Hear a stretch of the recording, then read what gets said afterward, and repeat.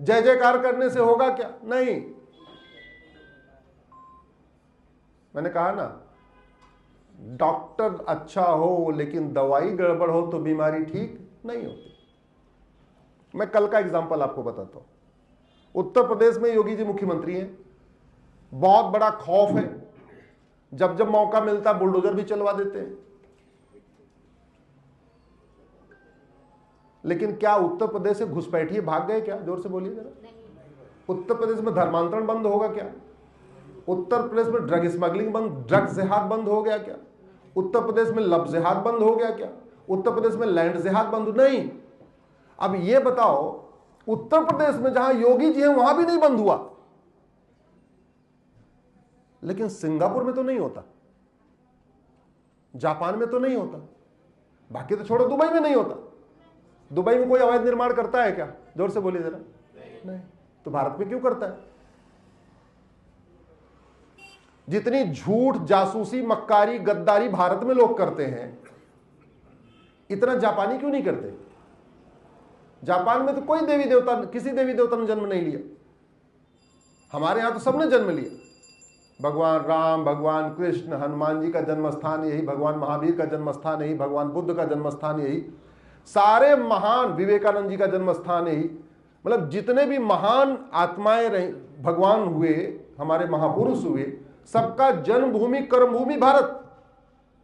फिर यहां इतनी जासूसी क्यों है, इतनी गद्दारी क्यों है, इतनी मक्कारी क्यों है, इतनी हरामखोरी क्यों है, इतना माओवाद क्यों है, इतना नक्सलवाद क्यों है, इतना जिहाद क्यों है, इतना धर्मांतरण क्यों है, इतना घुसपैठ क्यों है?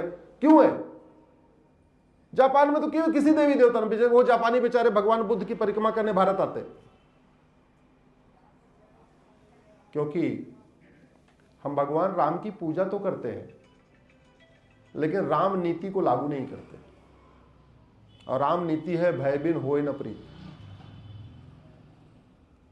हम भगवान कृष्ण की पूजा तो करते हैं, लेकिन हमने कृष्ण नीति आज तक देश में लागू ही नहीं किया, और वो है सठे साठ्यम समाचारित। हम किसानों की बात करते हैं, लेकिन किसानों से नहीं सीखते। किसान पहले बुआई कर देता है क्या सीधे सीधे? नहीं, पहले जुताई करता है, गुड़ाई करता है, निराई करता है, खरपतवार की सफाई करता है, और फिर भी खरपतवार बचा तो उसमें पेस्टिसाइड डाल देता है। जब सब साफ हो जाता फिर क्या करता है? बुआई, फिर उसके बाद सिंचाई।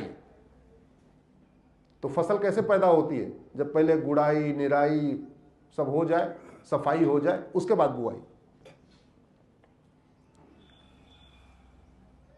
भारत में अगर कानून अच्छे बन जाए तो मुश्किल से 2 या 3 पॉलिटिकल पार्टियां बचेंगी।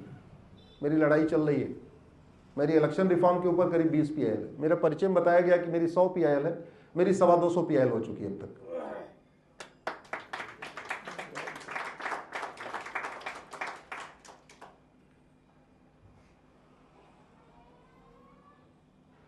केवल 1950 वाला रिप्रेजेंटेशन ऑफ पीपल एक्ट को बदल के नया कानून बना दिया जाए,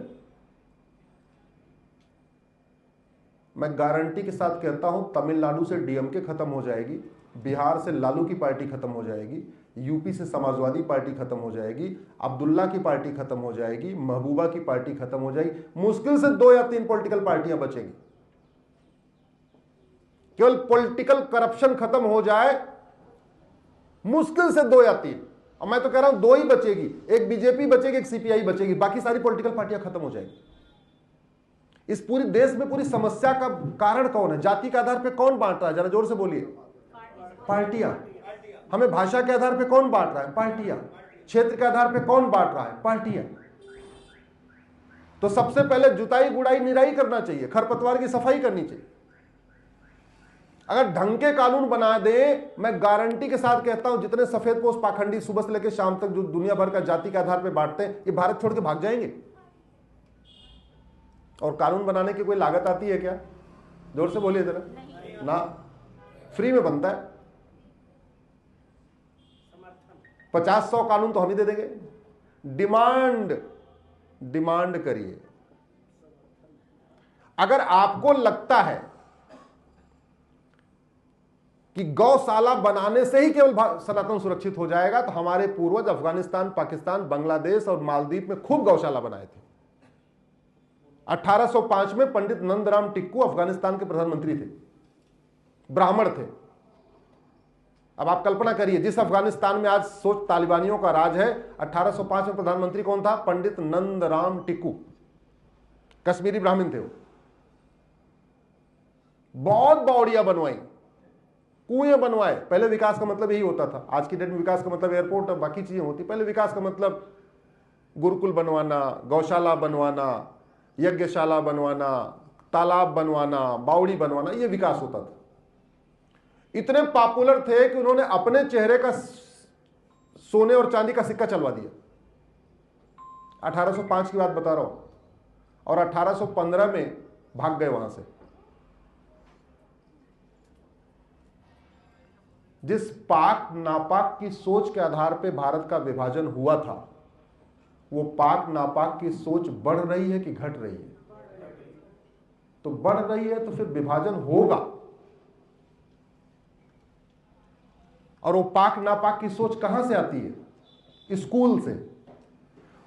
जिन स्कूलों में पाक नापाक की सोच सिखाई जाती है, उनकी संख्या बढ़ रही है कि घट रही है? बढ़ रही है। तो विभाजन होगा।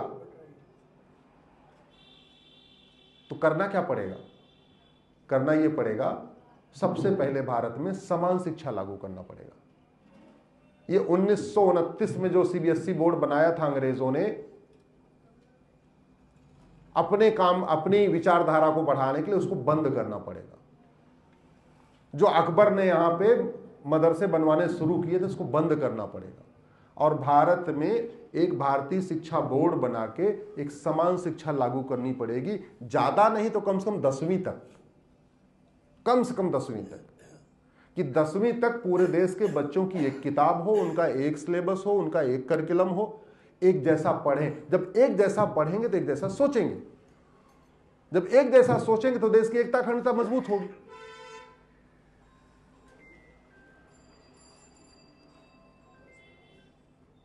अगर एक रेलवे बोर्ड से पूरे देश में रेलवे चल सकती है, रेलवे बोर्ड का मुख्यालय कहां है? दिल्ली में तो है, बड़ौदा हाउस। एक रेलवे बोर्ड से पूरे देश के स्कूल चल सकते हैं, तो एक एजुकेशन बोर्ड से पूरे देश के स्कूल नहीं चल सकते क्या? चल सकते। सबसे पहले आपको सोच बदलना पड़ेगा देश की, और सोच तभी बदलेगी जब शिक्षा बदलेगी। दुर्भाग्यवश शिक्षा पे ऊपर काम नहीं हुआ। मेरी पीआईएल चल रही है कि 10वीं तक भारत में समान शिक्षा लागू किया जाए। अगर हम नहीं करेंगे तो इसका परिणाम हमें 10 से 20 साल के बाद देखने को मिलेगा। और एक बात मैं कह दूं, अगर हम घटेंगे तो हम कटेंगे, और हम जहां जहां घटे वहां वहां कटे। पाकिस्तान, अफगानिस्तान, बांग्लादेश, मालदीव छोड़िए, कश्मीर में घटे तो कटे कि नहीं? नागालैंड में घटे तो कटे कि नहीं? मणिपुर में घटे तो कट रहे हैं कि नहीं कट रहे हैं?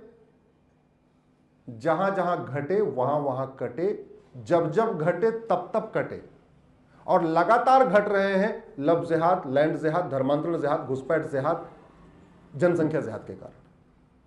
तो हमें इसको रोकना पड़ेगा। जिस धर्मांतरण को रोकने के लिए हमारे पूर्वजों ने इतना बड़ा बलिदान कर दिया, उस धर्मांतरण को रोकने के लिए हम एक ढंग का कानून नहीं बना पाए। शीशगंज गुरुद्वारा क्यों बना? अगर धर्मांतरण कर लेते तो बनता क्या गुरुद्वारा है? जोर से बोलिए जरा। नहीं। अभी छावा मूवी आप देख के आए होंगे, वो कन्वर्ट हो जाता तो उसको तड़पाते क्या? संभाजी महाराज को इतना तड़पाते क्या? नहीं। जिस धर्मांतरण को रोकने के लिए हमारे पूर्वजों ने इतना बड़ा बलिदान किया, उस धर्मांतरण को रोकने के लिए कभी संसद में चर्चा हुई क्या? जोर से बोलिए जरा। आप जागृत लोग हैं, आपने शाम की टीवी की डिबेट देखी होगी, कभी चर्चा हुई? 1000 बेटियां लव जिहाद का प्रतिदिन शिकार हो रही। मेरे पास आंकड़े हैं इसके। अलग बात है किसी दिन 1100 हो गई, किसी दिन 900 हो गई, एवरेज 1000। और लव जिहाद किसी एक राज्य की समस्या है क्या? किसी एक राज्य की है क्या? नहीं। समस्या पूरे देश की है। तो कानून कहां बनना चाहिए? संसद में बनना चाहिए। चर्चा हुई क्या? पिछले 20 साल 25 साल जिसकी जितनी उम्र है, जिसके घर में जब से टीवी है, आप मुझे बता दो कभी आपने लोकसभा राज्यसभा में लव जिहाद के ऊपर चर्चा सुनी हो? School, college, engineering college, medical college, law college में प्लान्ड वे में हिंदू बेटे और बेटियों को टारगेट करके ड्रग एडिक्ट बनाया जा रहा है। जब जब दिल्ली एनसीआर में कहीं रेव पार्टी होती तो मैं वहां के कमिश्नर को फोन करके पूछता हूं कितने बच्चे पकड़े गए? साहब 125 बच्चे पकड़े गए। मैं पूछता हूं 125 में क्या है situation? 100% Hindu, 100% Hindu rave party में पकड़े जा रहे हैं। क्यों? पहले उनको सिखाया जा रहा, फ्री में दिया जा रहा है, दोस्ती की जा रही, यारी की जा रही। आप तक आज तक एक नई समस्या आप सुन रहे होंगे, लड़का इंजीनियरिंग डॉक्टर इंजीनियर बन जाता है, बोलता है मैं तो शादी नहीं करूंगा। सुन रहे होंगे ना? वो शादी के लायक बचा नहीं है, वो ड्रग एडिक्ट हो गया और नपुंसक हो चुका है।